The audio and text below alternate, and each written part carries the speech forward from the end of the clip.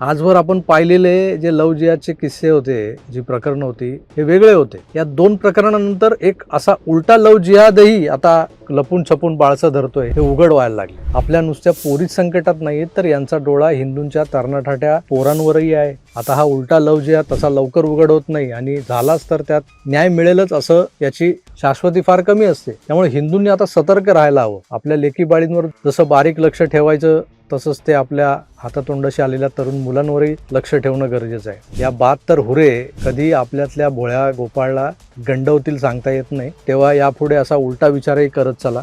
सतर्क राहा, आजूबाजूवाल्यांनाही सतर्क करत जा, कारण रात्र वैऱ्याची आहे.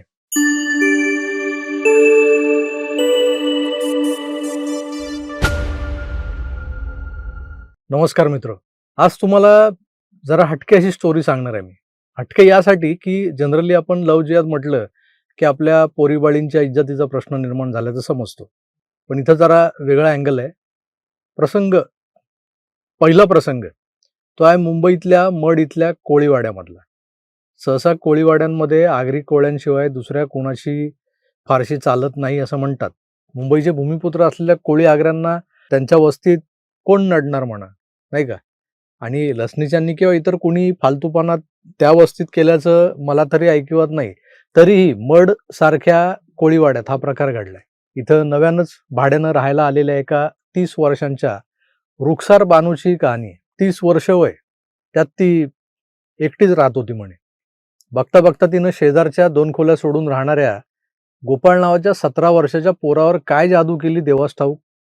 या गोपाळचे आई वडील हे दोघेही नोकरी करणारे. दिवसभर हा गोपाळ तसा एकटाच घरी असायचा. पण हल्ली तो वेळी अवेळी त्या रुखसार बानूच्या घरातून बाहेर पडताना अनेकांना दिसायला लागला. तर चाळीतले लोक कसे असतात माहिती आहे ना तुम्हाला, सुगलीखोर. सांगितलं नाही याच्या आई वडिलांना. गोपाळ मनातल्या मनात चरफडला, बोलला साला खाना खराब कर दिया. तर यातला विनोदाचा भाग सोडा, पण दिवसभर गोपाळ रुखसारच्या घरात काय करायचा हे मी तुम्हाला सांगायला नकोय. तिशीतल्या सडसडीत रुखसारनं 17 वर्षाच्या गोपाळला गुंडाळला होता व्यवस्थित. त्यांच्यात शारीरिक संबंधही प्रस्थापित झाले होते. गोपाळ निव्वळ या सुखाच्या लालसेनच रुखसारकडे आकर्षित झाला होता, यात वाद नाही. 17 वर्षांच्या पोराला नको तो नाद लागला आणि तो खुळावला. त्याचं रुखसारच्या घरात सतत पडीक असणं मग चाळीतल्या लोकांचा चर्चेचा विषय झाला. गोपाळच्या घरी यावर वाद झाले. जेव्हा आई वडिलांच्या कानावर या गोष्टी आल्या, आईनं त्याला विचारलं आधी, तर काहीच नाही म्हणाला, मी असाच जातो तिच्या घरी, अशी उत्तर आली. पण नंतर जास्तच खोदून विचारल्यानंतर गोपाळनं कबूल केलं की आमचं एकमेकांवर प्रेम आहे. धक्का बसला ना. नुसतं प्रेमच नाही आणि आमच्यात शरीर संबंधही होतात आता रेग्युलर. कसली खवळली त्याची आई. पहिला याला भोसडला, नंतर बाहेर आली, तिनं त्या रुखसारचा दरवाजा ठोठावला. रुखसार बाहेर आली, दोघींमध्ये कडाक्याचं भांडण झालं. सगळी गल्ली जमा झाली भांडण बघायला. सगळे मजा घेत होते. चाळीतली भांडणं अशीच असतात. गोपाळची आई त्वेषानं भांडतेय, हे कसले घाणेरडे धंदे करतेस इथे आमच्या सभ्य लोकांच्या वस्तीत येऊन. त्यावरचं उत्तर आहे का, सिर्फ 3 महीने बाकी है. गोपाल 18 का हो जाएगा, फिर वो इस्लाम कबूल करेगा और मैं उसे यहाँ से लेके चली जाऊंगी. तुमको जो उखाड़ने का है उखाड़ लो. हमारा एक दूसरे पे प्यार है, मोहब्बत है हमसे हमारी. तर केवढी हिंमत असते ना या मुसलमानी स्त्रियांमध्ये. मुमिनात म्हणतात त्यांना, मुमिनात. कल्पना करा, एखाद्या मुस्लिम मोहल्ल्यात 100-150 मुसलमान गल्लीत उतरलेत, आपापल्या दारात उभे आहेत आणि त्यात एकटी हिंदू स्त्री असं म्हणते की काही महिन्यात तुमचा मुलगा 18 वर्षांचा होईल, मग तो हिंदू धर्म स्वीकारेल आणि मी त्याला घेऊन इथून निघून जाईल. जा, तुम्हाला काय करायचं ते करून घ्या. शक्य आहे का हो हे? विषय तसा गहन आणि पेपर खरंच कठीण होता सोडवायला. पण आमची एक हिंदुत्ववादी भगिनी प्रीती राऊत, ती उतरली या सगळ्यामध्ये आणि तिनं हा विषय हाती घेतला. पोलीस केस झाली. 17 वर्षाच्या पोरासोबत शारीरिक संबंध बनवणाऱ्या तिशीतल्या रुखसार बानूला पोक्सो लावला पोलिसांनी. बलात्काराच्या गुन्ह्याखाली तिला अटकही झाली आहे. एक सामान्य आणि अश्राफ कुटुंब हिरव्या गंडांतरातून सुटलंय खरं तर. पण एक लक्षात घ्या, संकट इथंच संपलेलं नाही, तर ते अधिक गंभीर स्वरूपात आपल्यासमोर उभं ठाकतंय. आता टार्गेट फक्त तुमच्या मुली राहिलेल्या नाहीयेत, तुमची तरणीताठी मुलंही त्यांच्या निशाण्यावर आलेली आहेत.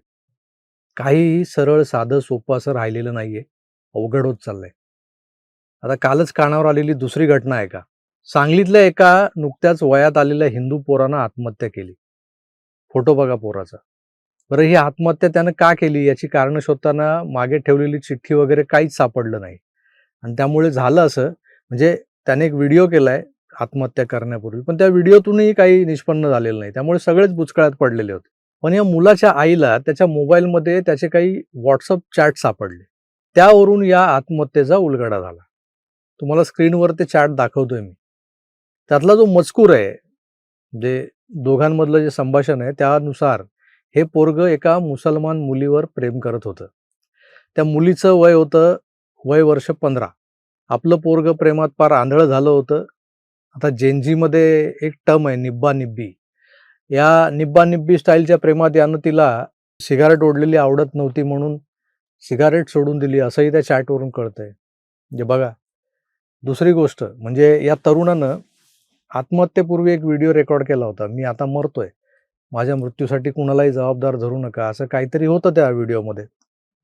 पण या मुलीसोबतच्या चॅटमध्ये या पोरानं आपल्याशी जर पुढे संबंध ठेवायचे असतील तर आणि भविष्यात माझ्याशी लग्न करायचं असेल तर हिंदू धर्म सोडून तुला इस्लाम धर्म कबूल करावा लागेल असा हट्ट धरल्याचं स्पष्ट दिसतंय.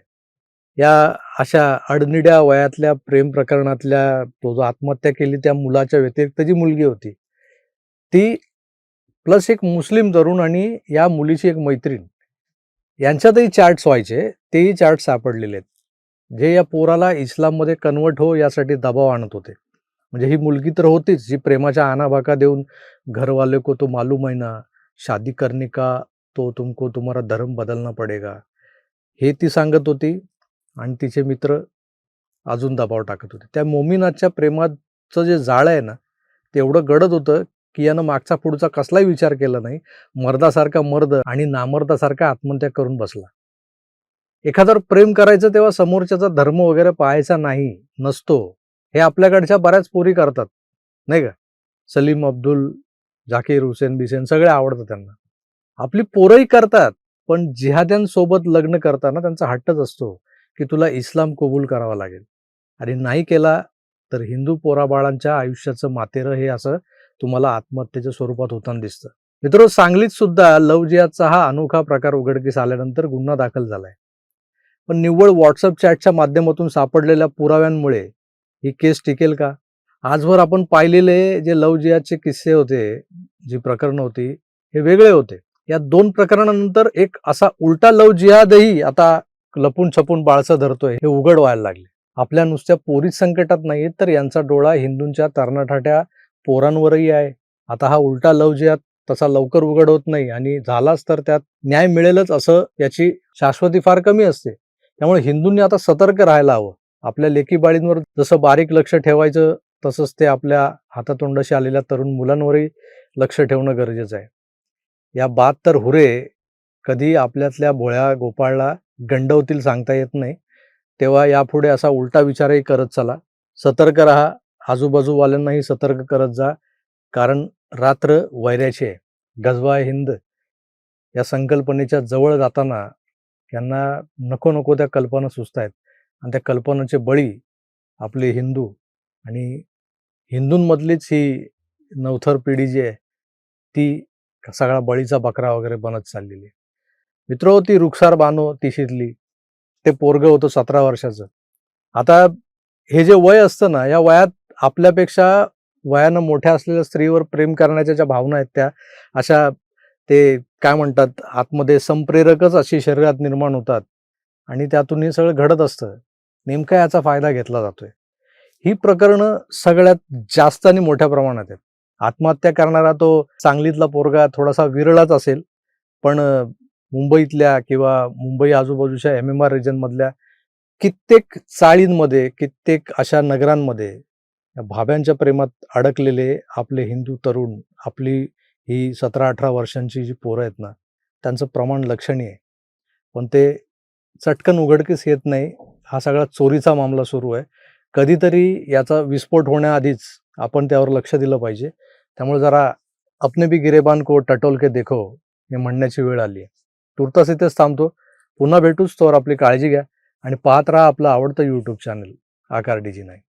धन्यवाद. नमस्कार.